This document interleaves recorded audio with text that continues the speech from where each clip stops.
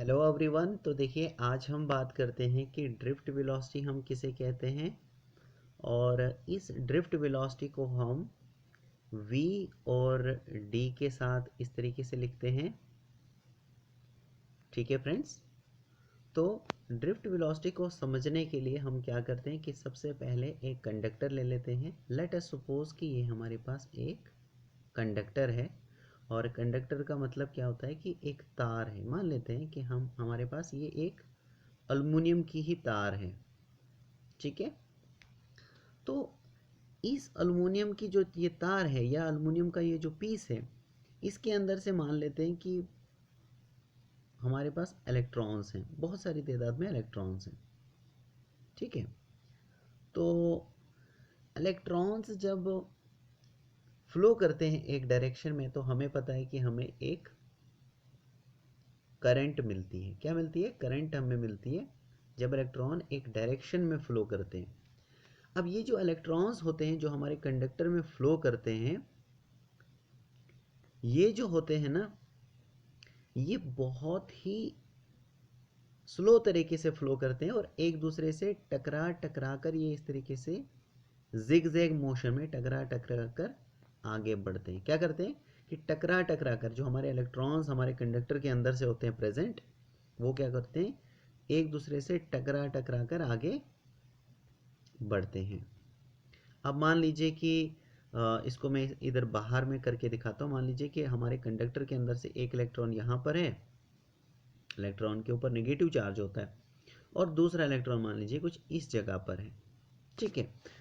अब जैसे ही electron electron के साथ टकराएगा, तो टकराने के कारण क्या हो जाता है कि इलेक्ट्रॉन की जो वेलोसिटी होती है, इलेक्ट्रॉन की जो वेलोसिटी होती है, या फिर हम कह सकते हैं कि जो स्पीड होती है, उसमें एक तरह से कमी आ जाती है। क्योंकि आपको पता है रियल लाइफ में भी अगर आप देखोगे, तो अगर आप ही मान लीजिए किसी किसी चीज़ से अगर आप टकरा रहे हो, तो एक तरह से आपकी वेलोसिटी में कमी आ जाएगी, है कि नहीं? आपकी स्पीड में कमी आ जाएगी। इस तरीके से कंडक्टर के अंदर से भी इलेक्ट्रॉन जब दूसरे इलेक्ट्रॉन के साथ टकराता है, तो उसकी वेलोसिटी में कमी आ जाती है थोड़ी देर के लिए। फिर से ये वेलोसिटी पकड़ता है मान लीजिए, और फिर से आगे दूसरे इलेक्ट्रॉन के साथ फिर से टकराता है, फिर से उसकी वेलोसिटी में कमी आ जाती है। फिर से ये वेलोसिटी पकड़ता है, मान लीजिए आगे फिर से एक इलेक्ट्रॉन आ जाता है या एटम आ जाता है, फिर से ये उसके साथ टकराता है और इसकी वेलोसिटी में कमी आ जाती है। ठीक है। तो इस तरह से ये टकरा टकरा कर इलेक्ट्रॉन्स हमारे कंडक्टर के अंदर से टकरा टकरा कर क्या करते हैं, आगे बढ़ते हैं। मतलब ये जो हमने अल्युमिनियम के एग्जांपल लिए, तो ये हमारे पास अल्युमिनियम का कंडक्टर है, तो इसके अंदर से भी इस तरीके से इलेक्ट्रॉन्स क्या होते हैं, एक दूसरे से टकरा टकरा कर आगे बढ़ते हैं, जिसके चलते हमें एक करंट मिलती है। अब क्या होता है कि इस कंडक्टर में कौन सा इलेक्ट्रॉन कब दूसरे एटम के साथ या कब दूसरे इलेक्ट्रॉन के साथ टकराएगा, ये हमें नहीं पता होता। एग्जैक्ट हमें इसका टाइम नहीं पता होता है।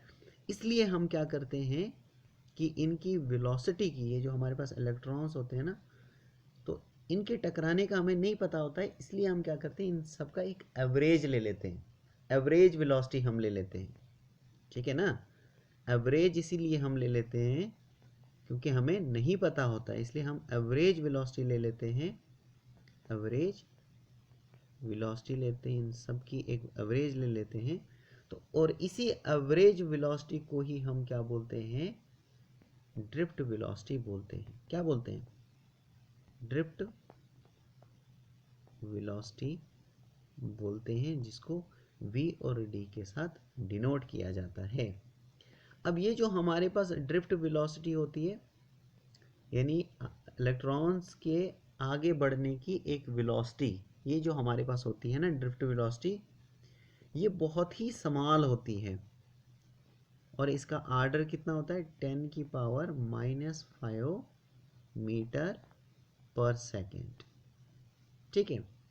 तो ये हमारे पास इसका आर्डर होता है, इतना स्लो तरीके से ये आगे बढ़ते हैं इलेक्ट्रॉन्स टकरा टकरा कर। ठीक है। अब यहाँ पर क्या होता है कि एक क्वेश्चन हमारे पास पैदा होता है कि अगर कंडक्टर के अंदर से इलेक्ट्रॉन्स इतना स्लो तरीके से आगे बढ़ते हैं, इतना स्लोली अगर ये आगे बढ़ते हैं, तो फिर हमें हमारे घरों में जैसे ही हम स्विच को ऑन करते हैं वैसे ही हमारा जो बल्ब होता है वो कैसे इतना जल्दी इतना फास्ट जो है ग्लो करने लग जाता है।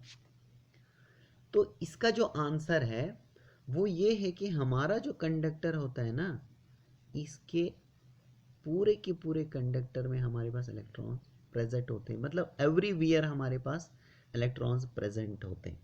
इसलिए जैसे ही हम स्विच को ऑन करते हैं वैसे ही हमारे पास बल्ब जो है वो ग्लो करने लग जाता है।